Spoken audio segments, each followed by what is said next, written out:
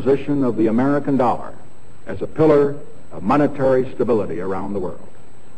I have directed Secretary Connally to suspend temporarily the convertibility of the dollar into gold or other reserve assets, except in amounts and conditions determined to be in the interest of monetary stability and in the best interest of the United States.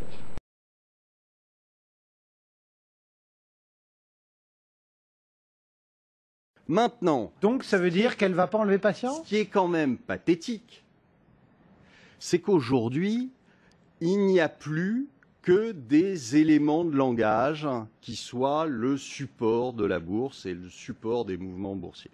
On s'occupe de savoir si elle va bien mettre le mot patience et pas un autre terme dans son discours. C'est juste consternant. D'accord? Alors maintenant, c'est le grand jeu. Il y a une espèce de... Je vous ai préparé d'ailleurs un petit lexique de la novlangue financière. Alors maintenant, une troïka, ça s'appelle le groupe de Bruxelles. Hein. Les mesures d'austérité, ce ne sont que des réformes. Le sauvetage, c'est des pré-relais. Un effondrement du pétrole et de l'euro, c'est un alignement de planètes. D'accord. Un chiffre moins négatif que prévu, ça s'appelle une reprise dans la novlangue. Une hausse du chômage, c'est une reprise de l'emploi.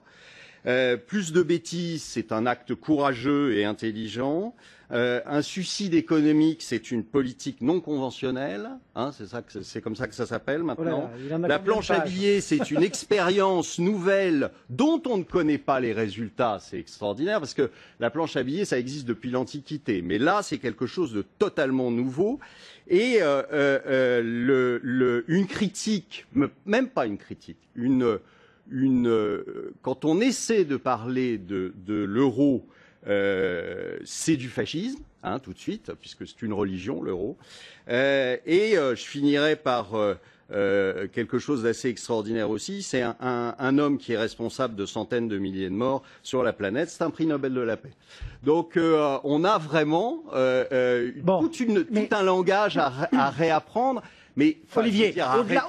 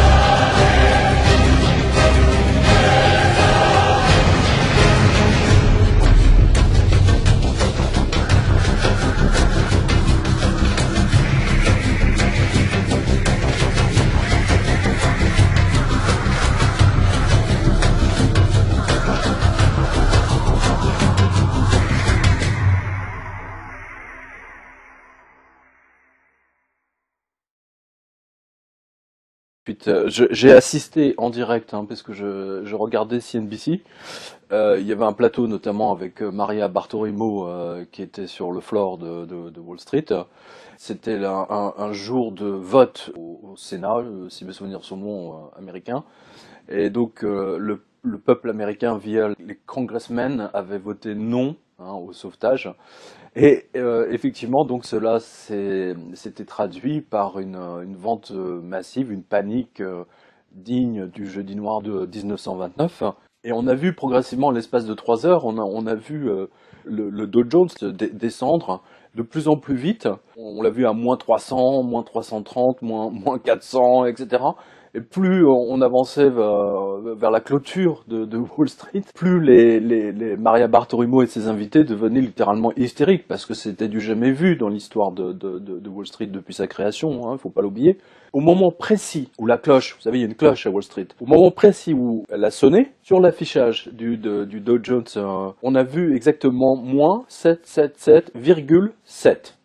Très précisément. Quand la cloche retentit, en fait, vous avez grosso modo entre 2 et 5 secondes, le temps que les ordinateurs, si vous voulez, ingurgitent les derniers ordres passés, et donc ce qui s'est traduit juste après, le temps que les photographes de presse le prennent en photo, etc., ça s'est traduit en 777, non pas 70, mais 68. Mais dans le livre, on a pas mal de captures écran de sites financiers qui étaient vraiment sidérés de voir ces 4-7 s'afficher, donc tout le monde à Wall Street a vu ça comme un très très très mauvais signe, parce que n'oubliez pas, c'était non seulement le 29 septembre, c'était la fête des anges, mais également c'était la nouvelle année juive.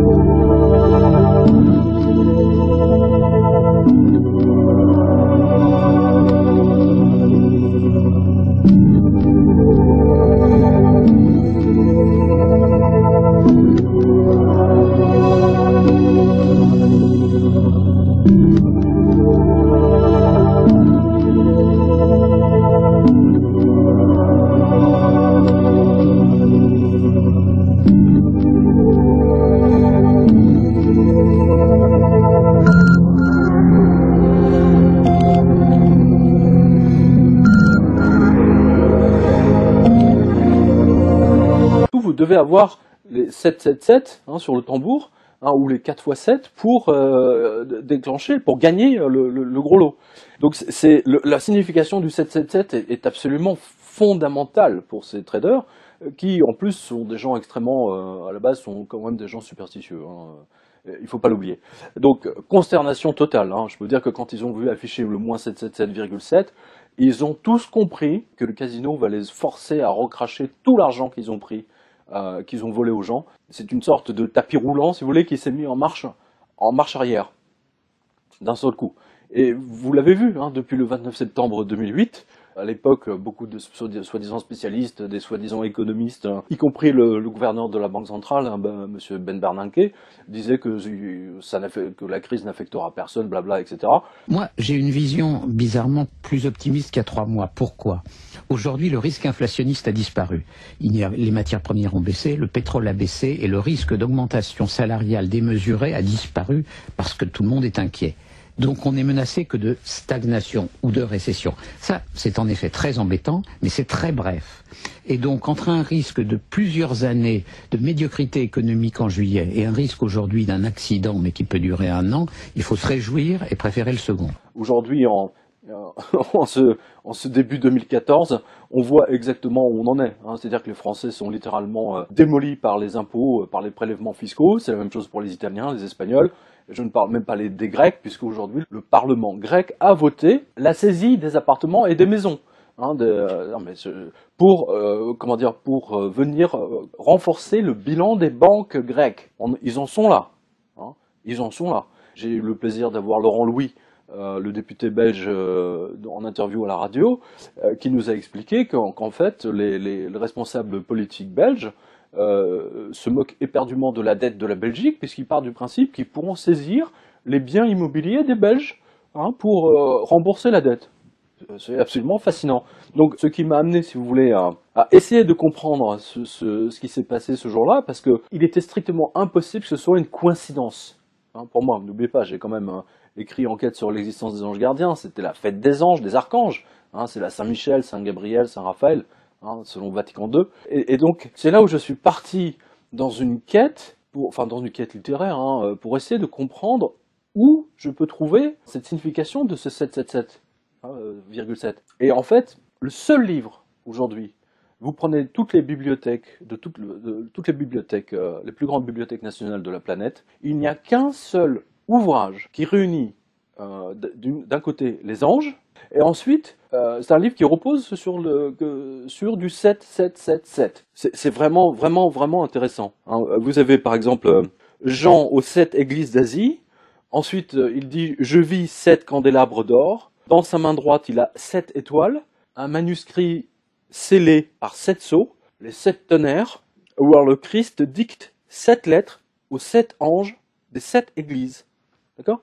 Et je me suis dit, mais attends, là, il y a quand même un truc, c'est pas possible, quoi. C'est trop fort. Et alors, d'autant plus fort, si vous voulez, que 15 jours plus tard, ou même une semaine. Donc, vous savez que les banques, la Banque fédérale a injecté des liquidités massives pour faire remonter le cours. Et donc, là aussi, ça a été extraordinaire. Donc, il y a eu la réponse on va dire de la bête, qui a fait remonter le Standard & Poor's, je vous le donne dans le mille, de 666 points. C'est quand même assez étrange. Et voilà, donc je suis parti, je me suis dit, bon, là, il y a le seul texte, c'est l'Apocalypse de Jean. Les archanges, il y en a à toutes les pages, c'est le seul livre d'ailleurs, le seul texte. Et il y avait une corrélation, il y avait forcément une corrélation pour moi. C'était pas innocent, c'était pas un hasard, ça ne pouvait pas être une coïncidence, il y en avait trop. Il y en avait vraiment trop. Alors n'oubliez pas, moi j'avais déjà commencé le blog de l'Apocalypse financière. Je l'avais commencé je crois que c'était le 20 février 2008. C'est comme ça, si vous voulez, que j'ai fait des connexions qui sont quand même extrêmement intéressantes. Et ça m'a pris du temps.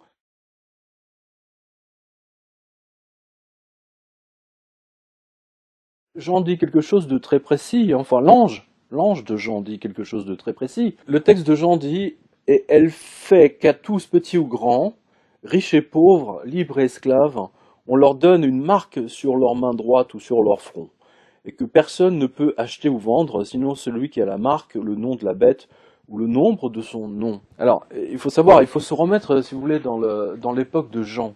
Dans l'époque de Jean, à son époque, l'esclavagisme était de rigueur. La société romaine ne vivait principalement qu'avec des esclaves, qui étaient des domestiques. Et n'oubliez pas que les esclaves étaient marqués. C'est très très important. Ils étaient marqués. Soit il y avait le nom du propriétaire qui était tatoué, soit ici, par exemple, ici.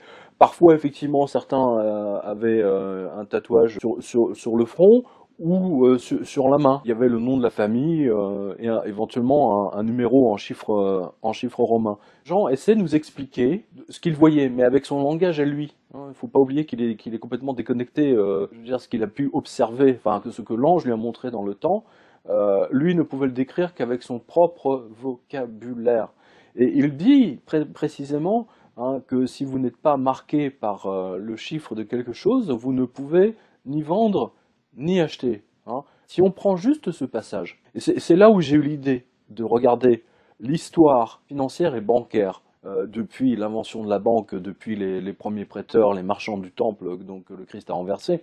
C'est très intéressant d'ailleurs comme histoire. Mais pour la première fois dans l'histoire humaine, là où vous devez être marqué, vous devez avoir un chiffre pour pouvoir vendre et acheter, ça date seulement de 74-75, où l'ensemble des députés des différents pays européens, y compris aux États-Unis, ont voté des lois pour interdire aux gens d'être payés en liquide. Ils devaient obligatoirement être payés par chèque.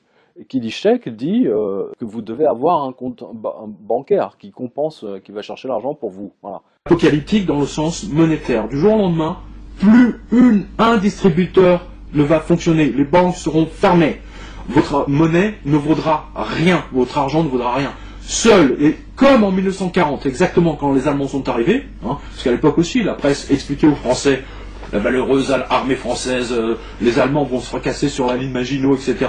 Et du jour au lendemain, les mecs, ils ont contourné, tu vois, ils n'ont pas pensé à ça, ils ont contourné. Du jour au lendemain, en l'espace d'une heure, plus personne n'a accepté les billets de banque de la Banque de France. Plus personne. Tous ceux qui ont fui Paris n'ont pu fuir principalement qu'avec des pièces d'or et des pièces d'argent. Ne l'oubliez jamais.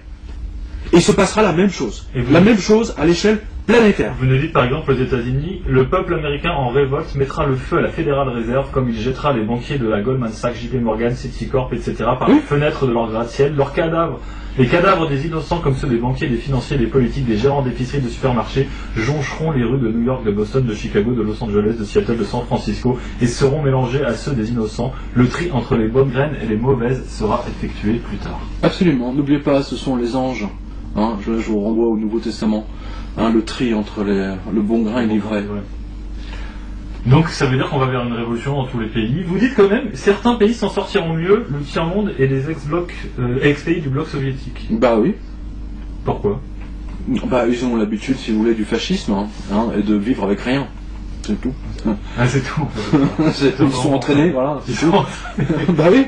Bah oui. C'est malheureux à dire, mais oui, c'est vrai. Donc ça veut dire qu'aujourd'hui c'est un tableau très très noir que vous nous dressez, enfin que dresse Saint-Jean que vous reprenez. Qu'est-ce qu'il n'y a pas des solutions quand même pour pouvoir s'en sortir? Qu'est-ce que vous pensez? Aujourd'hui non, attendez, je vous arrête tout de suite là. Aujourd'hui il n'y a pas de solution. Par exemple on voit qu'il y a des choses quand même qui se passent. Attendez, aujourd'hui ce soir on revient du jour au lendemain au Standard Or. Donc il y a quand même. Mais il y a un déséquilibre. Non mais attendez, il y a un déséquilibre. Les Américains émettent de la planche à billets depuis 1971. Je vous rappelle que la France, elle, surtout en ce moment, paye avec du solide, paye avec les murs, avec nos hôtels particuliers, nos châteaux, les Grecs payent avec leurs plages, etc., etc. Et eux nous achètent avec la planche à billets, donc il y a un déséquilibre.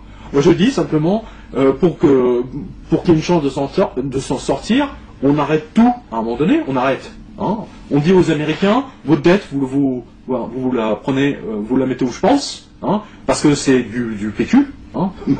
Par définition, c'est de la planche à billets, bah oui. Donc et on remet les compteurs à zéro. Et vous reprenez tout ce que BlackRock, tout ce que les banques américaines ont acheté, par exemple 10% de TF1 par JP Morgan, etc. C'est fini, ils sont éjectés. Mais ça c'est impossible aujourd'hui, vous savez bien.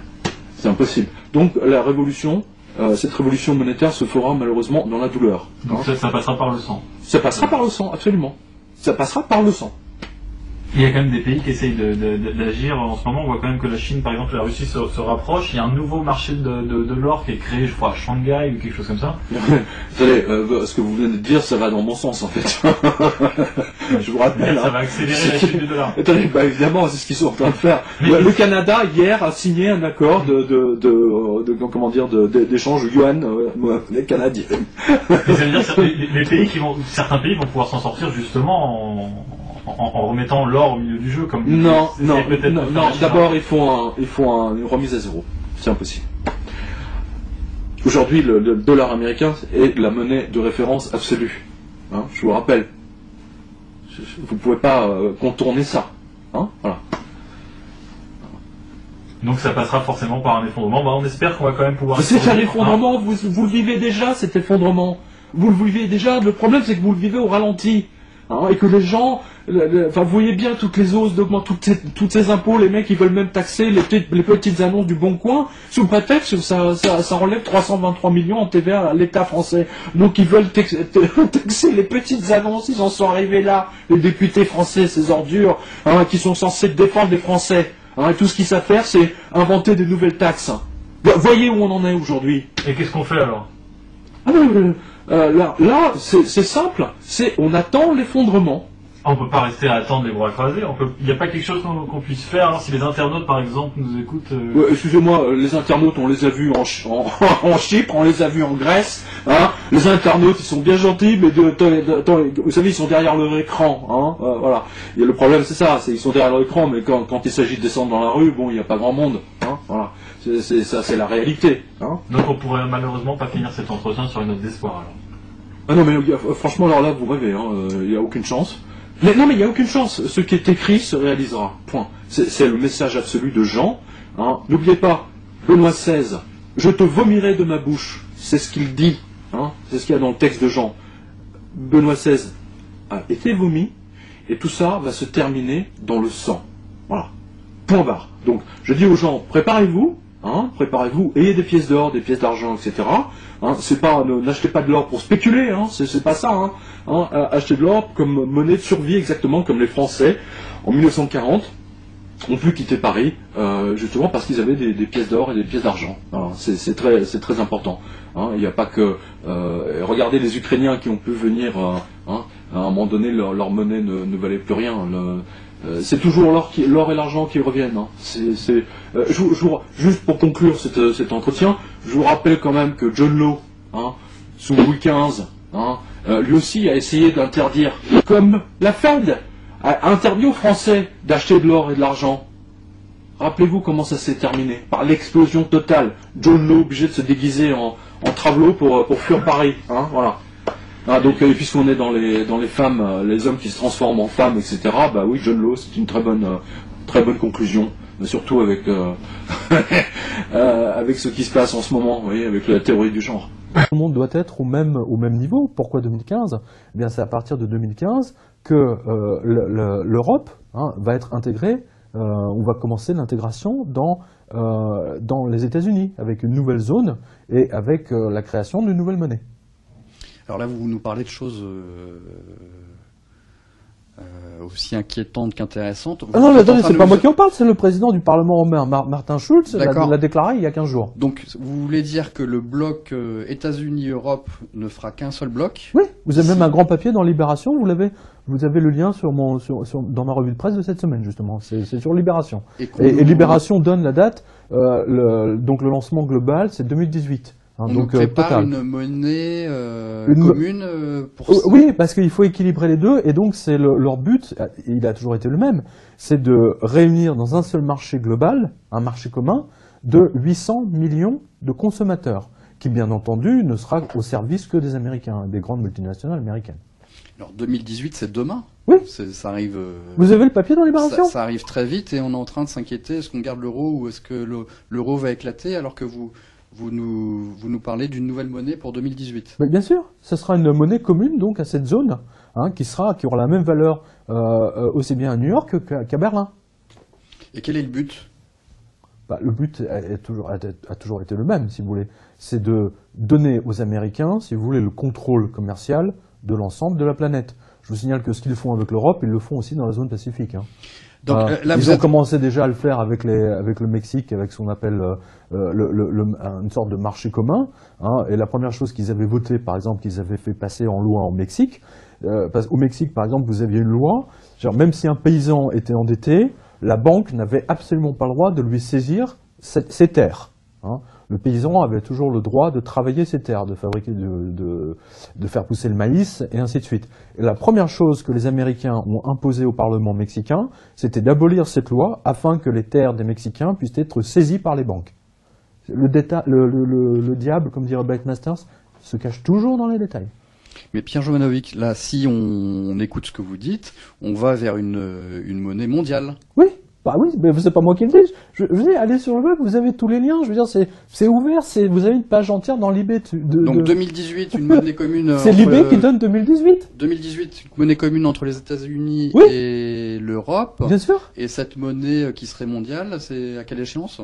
À 2018. Aussi. Oui. Bah bien sûr, il faut. Donc, si vous réunissez. Là, on si vous les étapes. Bah si vous réunissez l'Afrique. Non, pas pour l'instant. Donc si vous réunissez, mondial, alors. Ouais, enfin, vous savez, en Afrique, il n'y a pas beaucoup de richesses à aller chercher, sauf des matières premières. C'est ça. Vous savez, Morgan Stanley, Goldman Sachs, etc. Ils sont déjà. Mais l'Afrique est devenue la chasse gardée des Chinois. Donc là, les Américains sont un peu embêtés avec ça. Ils ont évacué les Français, mais ils n'ont pas vu les Chinois arriver, qui ont tout raflé. Vous en parlez. Pas souvent, c'est les derniers posts du blog, alors, je pense, non ? J'en ai déjà parlé. Il y a quand même quelqu'un qui est beaucoup plus calé dans le sujet. Il s'appelle Pierre Hillard. Oui, tout à fait, oui. Il a déjà dit, redit, etc. Ce qui se passe là n'a rien de nouveau. Je veux dire, c'est le plan de Jean Monnet, de SPAC, etc. C'est strictement un homme. Mais là, on le voit de manière factuelle. Alors, vous en pensez quoi de ça ? Je vois que vous connaissez les travaux de Pierre Hillard. Qu'est-ce que vous en pensez ? On va vers où ? On va où ? On va dans une abolition totale, si vous voulez, de ce qu'on appelle l'âme d'une nation. C'est-à-dire la destruction. Aujourd'hui, ils sont en train de détruire l'âme grecque. Du moins, ils sont en train d'essayer. Mais ils se heurtent à l'église orthodoxe, qui est la colonne vertébrale de la Grèce. Donc, ils montrent bien, si vous voulez, que c'est une destruction en règle, du peuple grec, de la même façon qu'aujourd'hui, on détruit le peuple français. On le détruit intégralement. Vous n'avez pas remarqué que sur toutes les publicités que vous entendez à la télévision, vous prêtez attention à ça.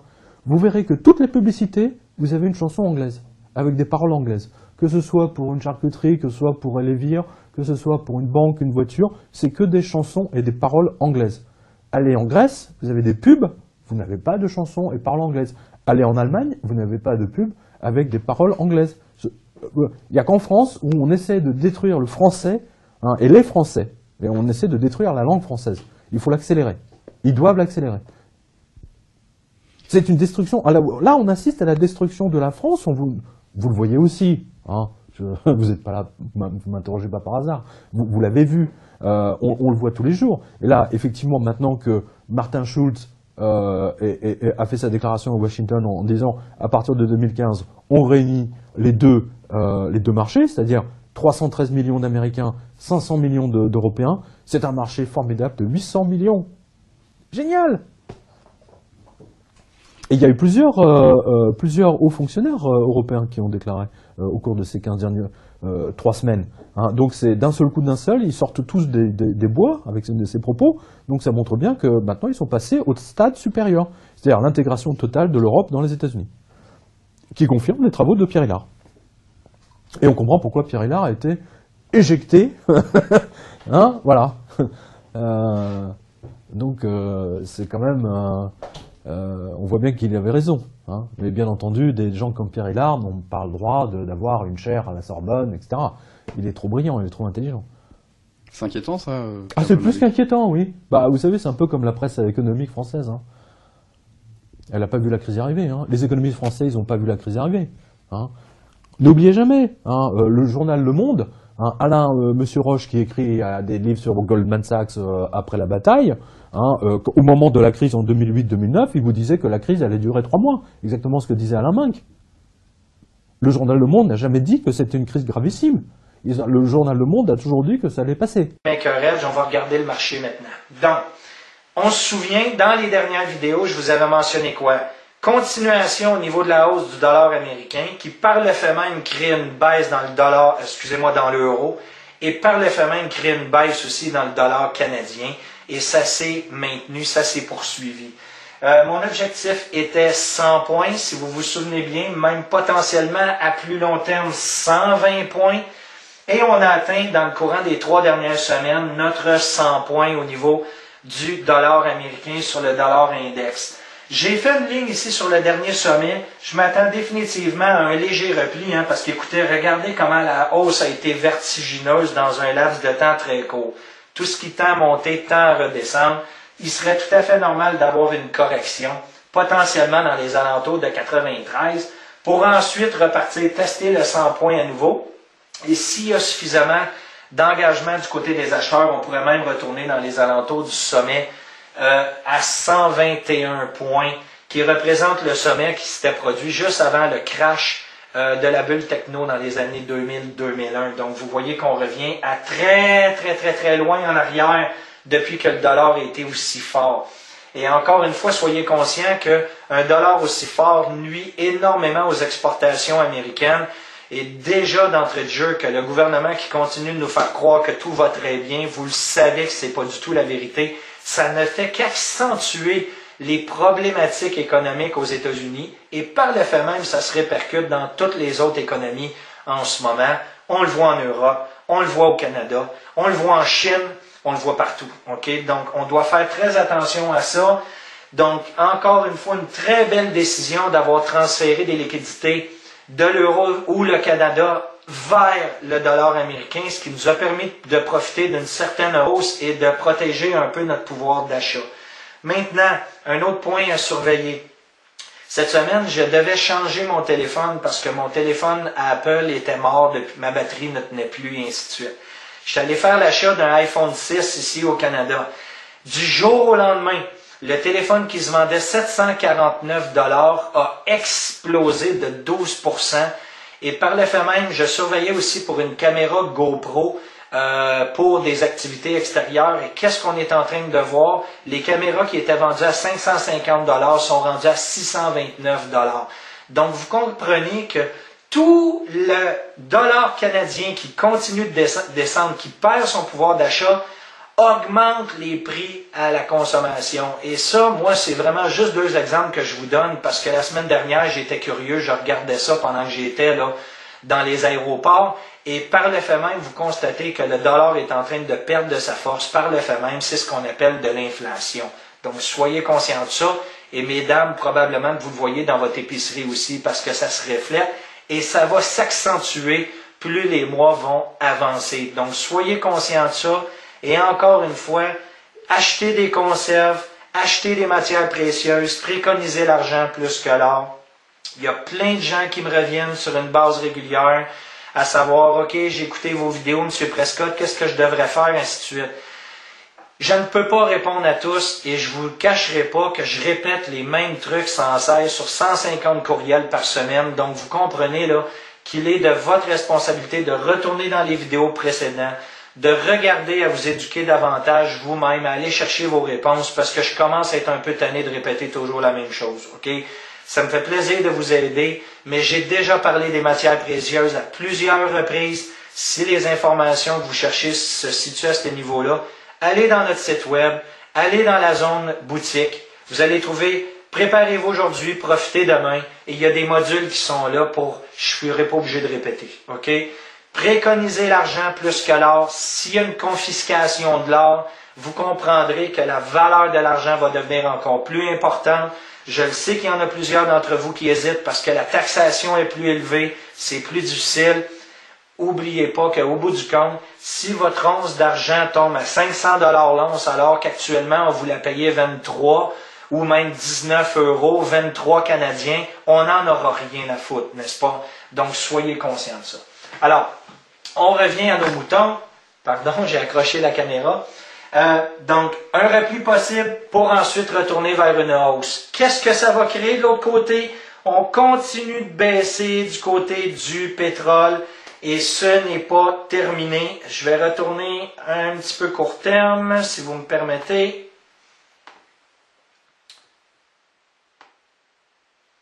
Excellent.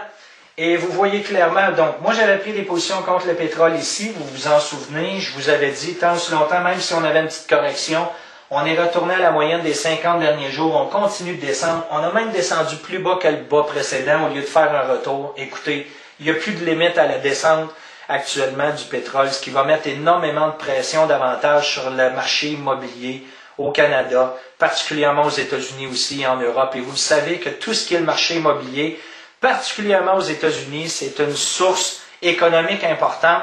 Et là, en plus de ça, on a eu des chiffres comme quoi qu'il y a un ralentissement sur les permis qui sont alloués. Il y a un ralentissement dans la construction aux États-Unis aussi. Et avec le pétrole en baisse, rien pour améliorer la situation et ça va se poursuivre. Le seul moment où le pétrole risque de repartir à la hausse, c'est à partir du moment où il y aura une bombe qui tombera sur un puits de pétrole quelque part dans le Moyen-Orient ou versus la guerre avec la Russie qui est en train de se préparer. Okay? On s'est compris, j'en avais déjà parlé, le géopolitique risque de repartir le pétrole à la hausse, okay? Parce qu'un jour ou l'autre, on va avoir à se rendre compte que la quantité de pétrole disponible sur la planète s'amenuise. Il y en a de moins en moins et par l'effet même, l'effet de rareté va ramener le marché à des sommets historiques, mais on n'est pas là en ce moment. Tant aussi longtemps que c'est les secteurs de crise économique qui sont mis à l'avant au niveau des médias et au niveau de tout ce qu'on voit, on va continuer de descendre et la guerre pourrait ramener le prix à la hausse. Mais pour l'instant, aucune inquiétude, le marché du pétrole qui va continuer de descendre. D'ailleurs, on avait un autre beau point short dans les alentours ici pour reprendre d'autres positions additionnelles pour continuer de shorter le pétrole. En ce qui me concerne, je suis déjà dans une position gagnante. Donc, aucun problème de ce côté-là. Où je suis un peu surpris, et en même temps, je ne le suis pas, vous comprenez que plus que le dollar continue de monter, c'est normal que l'or et l'argent, eux, de l'autre côté, parce que c'est l'effet inverse, continuent de descendre. Je m'attendais définitivement qu'avec les turbulences du mois de janvier, on aurait eu un repli ici et on serait reparti à la hausse. Avec la force du dollar américain qui continue d'augmenter, c'est normal que le marché continue de descendre. On est en train de tester un plancher. Excellent moment en ce qui me concerne pour faire des achats de matières physiques. Vous le savez, lorsqu'on avait atteint ce plancher-là la dernière fois, il y a eu des ventes records au niveau de la US Mint, des ventes records au niveau de la monnaie royale canadienne et probablement la même chose au niveau de l'Europe aussi. Donc, attendez-vous potentiellement à voir des courtiers qui vont avoir de moins en moins de matière à vendre dans le courant des prochaines semaines, ce qui est tout à fait légitime parce qu'on est dans un plancher. Avec la force du dollar, si le dollar continue de monter même jusqu'à 120 dans l'index, il y a des fortes chances qu'on continue de descendre. Soyez conscients de ça. Pour le reste, quand tout ce qui est le système financier actuel et les devises monétaires vont tomber à zéro, vous allez avoir été gagnant, vous êtes réfugié dans la matière physique. Je pense que, regarde, j'ai plus besoin de le répéter, la plupart d'entre vous le savez déjà depuis tellement longtemps. Et encore une fois, selon tous les gens que j'ai rencontrés en Europe dans le courant des 3 dernières semaines, c'est hallucinant de voir comment il y a de plus en plus de gens qui possèdent la matière physique. Les gens se protègent, veulent acheter des terres arables, veulent évidemment se protéger vers tout ce qui s'en vient économiquement parlant. Puis d'ailleurs, on est en train de le voir. On va jeter un œil ici. Attendez, je vais juste éliminer ça. Je veux absolument regarder là, certains points importants avec vous actuellement, encore une fois, au niveau des informations qui viennent confirmer tout ce que vous savez déjà et qui, encore une fois, vont venir altérer le marché économique actuel. En passant, plusieurs traders que j'ai rencontrés dans les dernières semaines sont déjà actifs à se débancariser. Et ce qu'ils constatent d'eux-mêmes, c'est que le système bancaire fait tout pour leur mettre des bâtons dans les roues pour empêcher leur débancarisation. Des délais absolument interminables pour se retirer leurs assurances-vie, parce que vous avez compris que l'assurance-vie, c'est d'abord et avant tout des achats d'obligations, et par l'effet même, qui subit les pertes lorsque c'est des obligations grecques, ou des obligations italiennes, des obligations espagnoles, des obligations françaises et même des obligations américaines, n'est-ce pas? OK?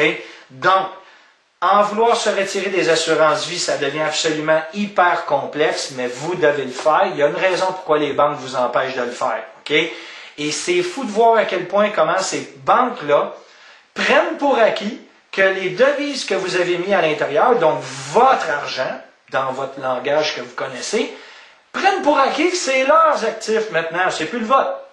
Et ça vous démontre encore à quel point le système actuel est complètement tordu et que vous devez vous retirer de ça le plus rapidement possible. Okay?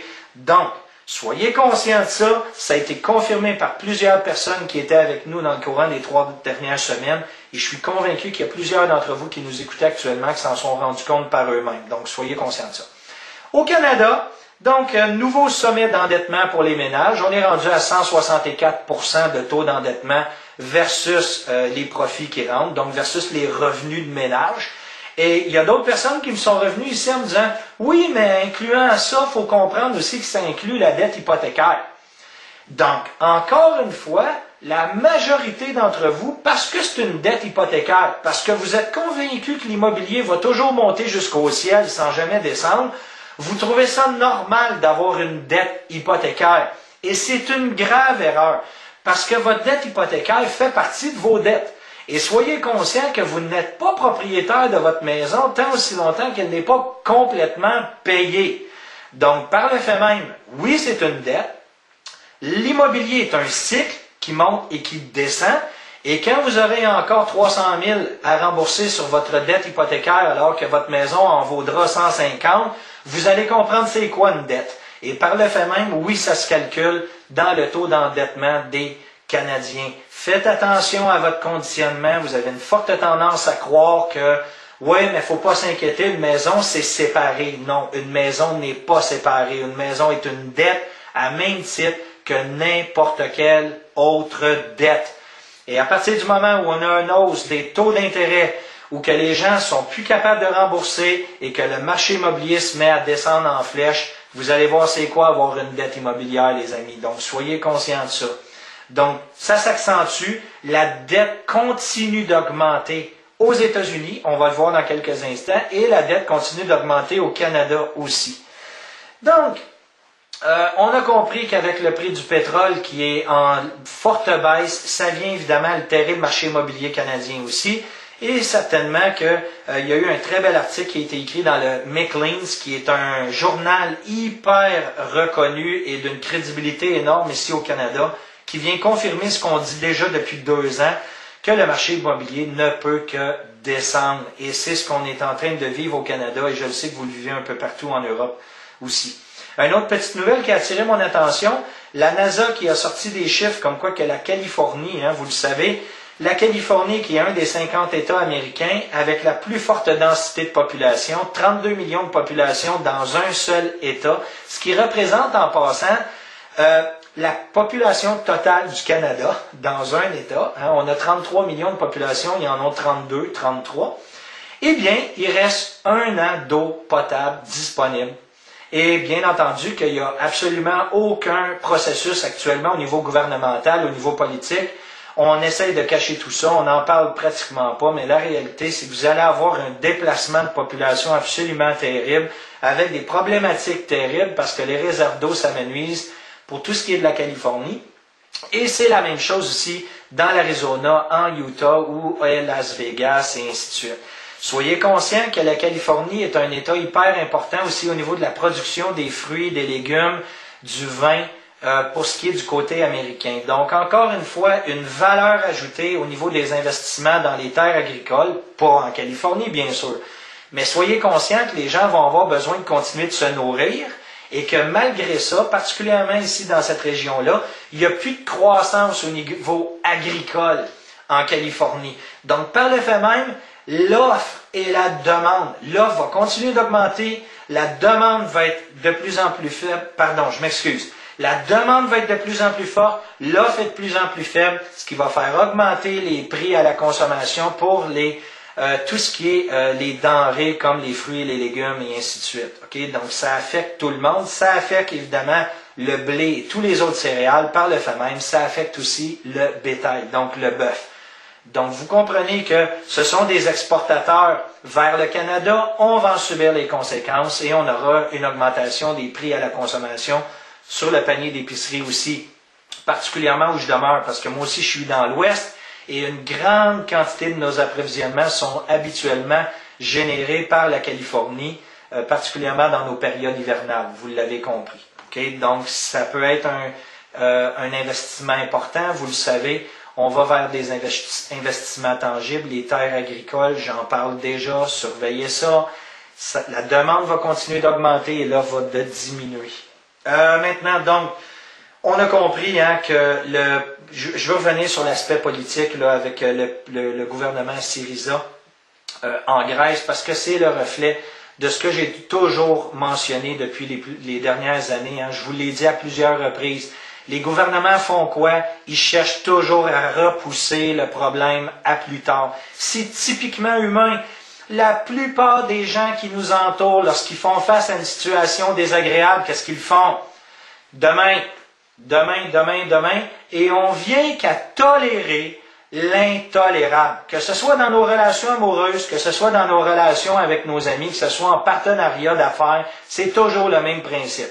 Et quels sont ceux, les gens qui grandissent le plus rapidement, qui deviennent riches, non seulement financièrement, mais riches dans leur expérience de vie le plus rapidement? Ce sont ceux qui, lorsqu'ils font face à une situation, la règlent immédiatement sur le champ, ce qui vous permet au niveau de votre croissance personnelle d'augmenter, donc comme sur une charte haussière dans le marché de la bourse, augmenter votre expérience de vie et passer à une prochaine obstacle à traverser. Lorsque les gens remettent à plus tard, qu'est-ce qui se produit? Vous ralentissez votre processus personnel de croissance, par le fait même, vous vous empêchez de grandir, et ça, c'est dans toutes les sphères de votre vie, que ce soit au niveau financier, que ce soit dans vos relations, plus vous remettez à plus tard, vous ne grandissez pas pendant cette période-là. C'est aussi simple que ça. Et qu'est-ce qui se produit au niveau économique? Exactement la même chose. Donc, on a vu le parti Syriza, qui on a vu avec la BCE et la 3K et tous les autres membres financiers qui sont reliés à la Grèce, de vouloir remettre à plus tard, dans 4 mois, on vous donne 4 mois de délai, on réglera des profits, c'est toujours la même chose. Donc vous voyez clairement que Syriza maintenant, qui avait fait des promesses à son peuple, est déjà en train de briser les promesses qui avaient été faites pour bien sûr continuer de repousser le problème à plus tard. Et ça n'a pas changé et il n'y a rien qui change jusqu'à temps qu'il y ait vraiment des mesures drastiques qui seront prises. Et ces mesures-là risquent de passer par une révolution. C'est la réalité. On ne peut pas rien y faire. Du côté américain, donc, baisse inattendue. J'aime toujours ça quand ils disent inattendu, comme s'ils ne savaient pas. Baisse de l'indice de l'Empire State. Donc, le système économique, tout l'Est qui est relié au marché de New York, parce que vous savez que New York est un très gros port au niveau bateau, hein, donc d'importation-exportation. Donc, un deuxième ralentissement pour un deuxième mois d'affilée, rien qu'on n'avait pas déjà prévu l'année dernière, vous le savez, ce qui continue de confirmer que le Baltic Dry Index continue de descendre. Donc, les importations-exportations au niveau bateau, au niveau portuaire sont en baisse partout sur la planète. Et encore une fois, du côté américain, ça se confirme. Donc, vous avez toujours le gouvernement d'un côté qui vous dit que tout va bien, mais vous avez les chiffres de l'autre côté qui confirment que tout va pas si bien que ça. Et encore une fois, vous avez les analystes financiers qui sont des cheerleaders, des pom-pom girls qui continuent de sortir les pompons en disant qu'ils veulent l'entendre. Wouh, tout va bien. Et on attend avec impatience la réponse de Janet Yellen à l'économie à venir. Donc, encore une fois, ça fait déjà 1 an qu'on en parle. Attendez-vous un assouplissement quantitatif, probablement d'ici la fin de l'année. Tout est en place pour que ça se produise. Et en plus de ça, ils vont vous faire comprendre que vu que le dollar américain est très élevé, l'assouplissement quantitatif, hein, qui est d'imprimer plus de dollars américains, va leur permettre de dévaluer le dollar américain, ce qui va permettre de créer encore plus d'exportations. Écoutez bien ce que je vous dis aujourd'hui, et vous verrez quand on arrivera dans les alentours du mois de septembre, octobre, le discours de Janet Yellen de la Fed. Ça va être exactement ce qu'on va vous servir. On va avoir un bon prétexte pour assumer à avoir encore plus d'assouplissement quantitatif parce que le dollar est trop haut, il faut le faire descendre. Donc, en imprimant, on va relaxer et améliorer l'exportation. On voit déjà tout ça venir dans le courant des mois à venir. Ensuite de ça, donc, chute inattendue des mises en chantier au niveau immobilier. Rien de nouveau chez nous, vous le saviez, on en parlait déjà. L'économie US qui montre des signes de ralentissement avant la Fed. On en parle déjà depuis plusieurs mois. Il y a encore plein de moutons qui croient fortement tout ce qu'ils entendent dans les médias de masse, mais il y a de plus en plus de gens qui sont en train de s'éveiller pour prendre conscience de ce qu'on enseigne déjà depuis plusieurs périodes. Dernière nouvelle de dernière minute, encore une fois, le plafond de la dette américaine qui sont en mesure exceptionnelle. Vous comprenez que le Sénat maintenant, hein, la quantité de dette qui s'imprime est beaucoup plus élevée que les sources de revenus. Et par le fait même, on est déjà rendu à 18 trillions de dollars de dette aux États-Unis et on est obligé de signer une entente parce qu'à l'époque, encore une fois, hein, on avait un plafond maximum d'endettement parce que l'endettement est mauvais. Et aujourd'hui, l'endettement, si vous écoutez Obama, c'est plus un problème. C'est plus important l'endettement. Donc c'est tellement plus important que c'est plus important non plus d'avoir un plafond. Donc, le Sénat américain qui est dans l'obligation, avant que tout ça se termine, de continuer d'approuver à augmenter le plafond de la dette. Et par le fait même, c'est ce qu'on est en train de voir dans le courant des derniers jours. Donc, j'ose espérer que vous avez eu beaucoup de plaisir. J'avais promis lors de ma dernière intervention à faire une vidéo concernant la formation Moneymaker Edge. Je vais m'y appliquer aujourd'hui. Ça va être disponible dans la zone de notre site web dans le courant des prochaines heures. Et à partir de là, écoutez, je vais vous refaire une autre vidéo dans le courant des prochains jours aussi. Question de vous tenir au courant des nouvelles. J'ai encore plein de trucs à partager avec vous parce qu'on est en train de voir le système changer sous nos pieds avec la quantité de dernières nouvelles concernant le système bancaire.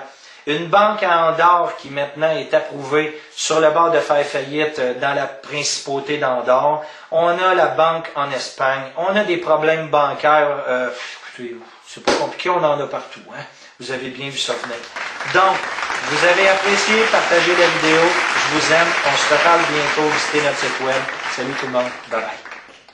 fait, qui la gagne, qui la perd, qui le sait que l'enjeu c'est l'humanité tout entière. Guerre des nerfs, guerre des pierres, sur cette terre peuplée d'un tiers de vrais soldats, le reste trop stupide ou trop large pour la faire. Ils aiment faire les indignés, ne sont que des collabos. Ils peuvent pas sauver leur âme, ils tentent de sauver leur peau. Leur propagande hurle, crie dans le poste mais je l'entends pas. Ils ont oublié que la garde meurt, mais ne se rend pas part de sommation pour tous ces traîtres qui veulent nous piser, qui travaillent à nos défaites, avancent dans l'ombre à peine déguisés, veulent nos têtes au bout d'un piquet, ont mis nos têtes à prix. Enquête sur nos vies privées, l'œil unique sur nous est rivé. Ils ont attisé les haines, pactisent avec la bête immonde. Rien ne freine leur ambition, ils voudraient se partager le monde. Déploient leurs tentacules, matent la fête de la BCE, qui veut déclencher l'enfer sur terre, briser la PCE. Ils jettent la poudre aux yeux, alors on fera parler la poudre avec les disciples du grand dragon. Cette fois je suis venu en découvre, regarde la foudre dans les yeux de la résistance fatale élite. C'est les ondes de nos cerveaux qui s'opposent aux ondes de leur satellite. Bien sûr d'une balle tu peux me stopper, mais ton système perverti ne pourra jamais stopper des centaines de milliers d'avertis. Les pervertis sont légion, les vertueux pas tellement. Si je meurs sur ce sentier c'est clair que je vivrai éternellement.